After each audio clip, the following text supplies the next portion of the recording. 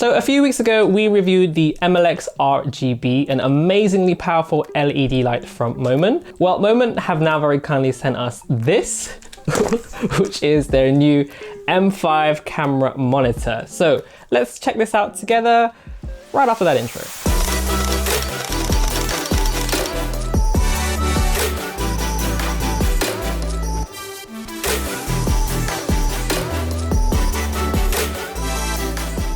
So I'm not going to go into great detail about why you might need a camera monitor. I think most of you by now watching this probably already understand why you would need one, pretty much as an upgrade over the built-in LCD screen on your camera, or as a more modular option for various camera setups like being on a gimbal or on a cage. We have reviewed a few other monitors in the past on this channel, but as we were so impressed with the Moman LED light they sent us a few weeks ago, we're definitely interested in seeing what the new M5 monitor would be like. So a quick look on Amazon, we can see you can pick one of these up for about £179. So this is definitely in that sort of kind of budget option territory.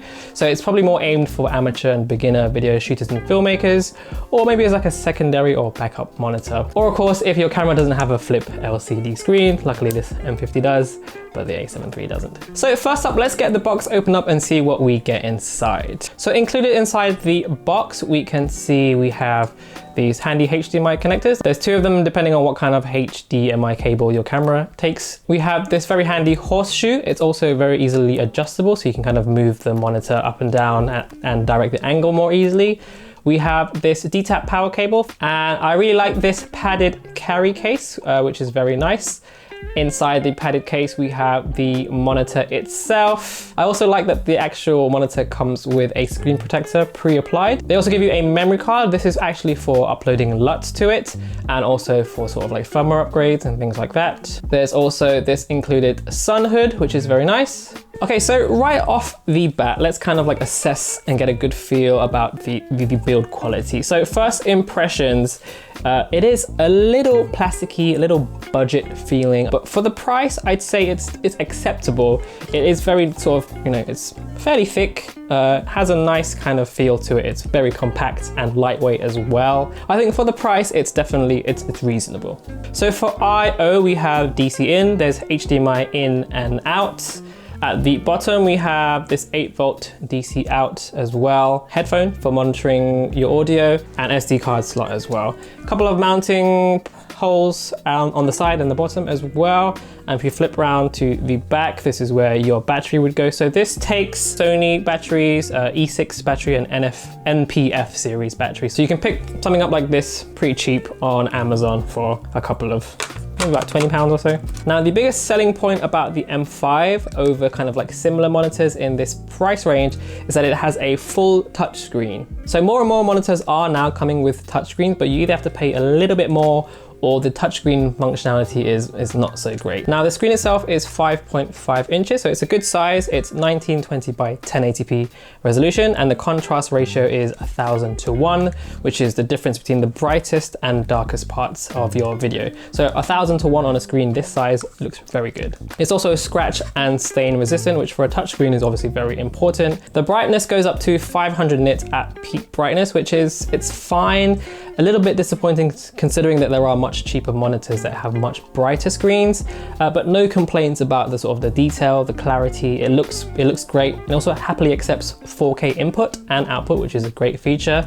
The color accuracy to me looks bang on, and I feel perfectly happy using this as a reference when recording footage. As for the touchscreen itself, I was actually very pleasantly surprised by it. It's actually very responsive, very accurate feeling. You just double tap to bring up the menu. There's also a handy sort of pinch to zoom. You can scroll up on the side to control the brightness, and on the opposite side to control the audio level. And customizing the layout of the screen is very simply done through the menu. You can just use the touchscreen to move things how you want it. Now, the only thing I wish is that it would have some kind of like function buttons, like shortcut buttons. The touchscreen is great, but there are times when you're on a shoot, or maybe when you have it on a gimbal or something like that, it would be nice to just be able to quickly assign, like for example, focus peaking, and then just have a button to press that, rather than having to double tap on the screen, select it. I mean, there are shortcuts in the actual touchscreen menu, but just having like function buttons would have been nice. There is space for some function buttons. So slightly disappointed with that, but in terms of the actual touchscreen, it was way better than I thought it was gonna be. Now, features wise, this is where the M5 really shines, as it comes with a number of handy tools that help make shooting video easier. So for example, you've got waveforms, histograms, focus peaking, framing assists, zebras. You can even use the provided memory card, as I said earlier, to upload LUTs, which is a really surprising included option at this price point. So you can preview what your video might look like if you're planning to use a specific color grade on a video. It doesn't actually record like something like an Atmos Ninja would do, but it does give you a nice reference point. In particular, I really liked using the focus peaking for manual focus, so you can just very quickly manually focus through your lens and just very quickly see, you know, assign a color like red or something like that, and you know instantly that that's in focus. So this means that if you are shooting on a more budget orientated mirrorless or a DSLR, kind of like the M50 that we've been using with this monitor, for a relatively cheap price, you're getting some really nice upgrades for your camera that are going to really help you monitor your footage, allow you to nail down more accurate focus and get your exposure spot on. So yeah, I guess to summarize, I'd say the biggest drawbacks are the lack of function buttons and the peak brightness of 500 nits. It's a shame it can't go a little bit brighter, but having said that, at this price point, I think you're still getting a really solid device. The kind of touchscreen is excellent.